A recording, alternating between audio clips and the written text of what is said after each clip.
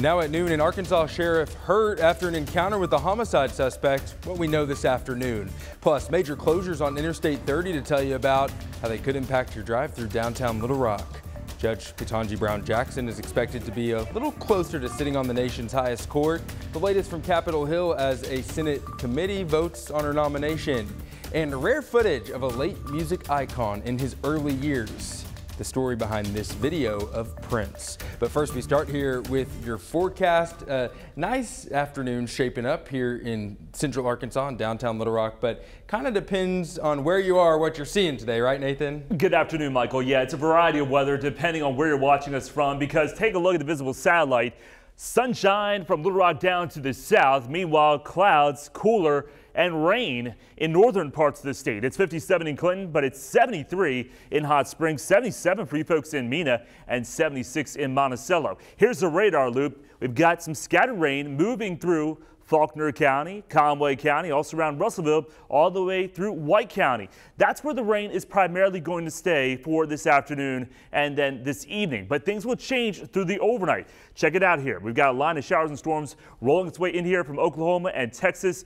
Along that line, there could be some feisty storms, especially for South Arkansas. And we do have a low risk of severe weather, say from the Queen to Arkadelphia, Monticello, down to the south. The highest risk of severe weather for tonight and early Tuesday morning will be right along the border of Arkansas and Louisiana. I'll have more on the threats and what you can expect for the rest of your work week coming up.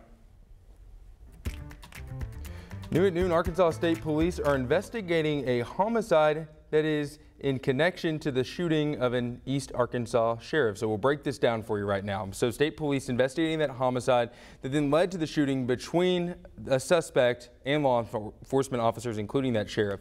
According to investigators, cross-county deputies were chasing 20-year-old Darius Kirkwood last night after he was identified as a suspect in the murder of Sharon Selvey. He eventually pulled over, but reportedly ignored commands to get out of the vehicle. Officers then tried to forcibly remove him, leading to an exchange of gunfire. Kirkwood was killed, and Cross-County Sheriff David West was hurt in the shooting. His office confirms that he was shot. He was taken to the hospital, treated, and released this morning. State police are now investigating the shooting as well as the homicide. Stay with THV11 and thv-at-noon.com for the very latest as we work to learn more on this. Turning now to developing news out of Searcy County, authorities are investigating a double homicide in the town of Marshall. Authorities found two people dead in a home on Range Street Saturday afternoon. Investigators say it appeared the bodies had been there for a while. The remains were sent to the state crime lab to determine how those two people died. State police are assisting in the investigation. Now to Pine Bluff, police say 3 people are expected to survive after a weekend shooting there. It happened on Belmore Drive around 8:30 last night. We're told at least 1 victim was taken to a local hospital. So far, no arrests have been made. Heads up drivers, we have a major road closure happening today to tell you about. It's part of the 30 crossing project that will widen the interstate through downtown Little Rock. This is a live look at the brand new 9th Street Bridge, or actually that is a different section of the road, I believe. But there is a new 9th Street Bridge set to open tonight after 8 o'clock. And as it opens, crews will close another nearby bridge. The long-term closure of the 6th Street Bridge starts tonight as RDOT prepares to reconstruct it. You'll need to watch out for detours. Eastbound traffic on 6th will use the 9th Street Bridge to get east of Interstate 30. Westbound traffic will use 3rd Street to get west of the interstate. The changes are expected through early 2023. Then we also want to tell you about a really big closure this upcoming weekend. RDOT will close all lanes of I-30 in this same area so crews can tear down the old bridge basically from Interstate 630 to the river. That closure starts Friday night at 10 o'clock. The road should reopen by 5 o'clock Monday morning. Traffic will use the frontage road, so expect some long delays. RDOT just asks all drivers to be extra careful through highway work zones like this one and watch out for detour signs. Turning now to COVID-19 in Arkansas, several counties are seeing another rise in cases. The most updated map of community spread levels now has 9 counties in the yellow or medium risk category. As recently as last week, the entire state was in the green or low risk category. Essentially, going from green to yellow now means people are encouraged to wear a mask indoors again in those yellow areas. That is, if they're at high risk for severe illness. 2 counties, Arkansas and Monroe, are at high level of community spread. The CDC recommends masks indoors for everyone there. And because Pulaski County is one of the 9 counties in the yellow or medium risk level, the Little Rock School District is updating its mask guidance. Today, the district is strongly recommending students and staff wear masks indoors. To be clear, it is not required, only recommended. The district updates its COVID guidance based on the weekly CDC data. Starting this week, people living in Pine Bluff can expect a visit from city officials if their property isn't up to code. The city is trying a new approach to spark a resurgence. The new initiative will give residents a chance to clean up before getting fined. The Urban Renewal Agency is partnering with the mayor's office, the police department, and several other organizations to go door to door informing residents of the city ordinances. And so we do have to give people the benefit of the doubt. A lot of people, they want to do right, they just may not be informed as to what they're supposed to be doing. The door-to-door stops will go from 9 until 4 Wednesday. Leaders plan to do this every Wednesday until they see a dramatic change. Crime and safety are among topics Pine Bluff High School students will address during planned meetings with school leaders this week. We first showed you video of Pine Bluff High School students staging a walkout last Thursday. They say it's an effort to have their voices heard by the superintendent. Students held signs protesting the death of several classmates and frustrations over concerns about their safety. School administrators say they plan to meet with students this week.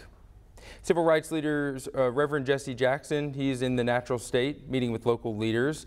On Sunday, he attended the Democratic State Committee meeting in Hot Springs. It was a surprise visit as the political party gets prepared for elections. Jackson also traveled to Little Rock, meeting with other local officials on the steps of the Arkansas State Capitol. There he spoke about the violence happening not only in Arkansas, but around the country. We can't just call it violence. It's a spirit that we must challenge. Given the capacity of, say, Walmart to market anything in the world, have market nonviolence as a way of conflict resolution. On top of calling for peace here at home, Jackson also wished for the violence to end in Ukraine.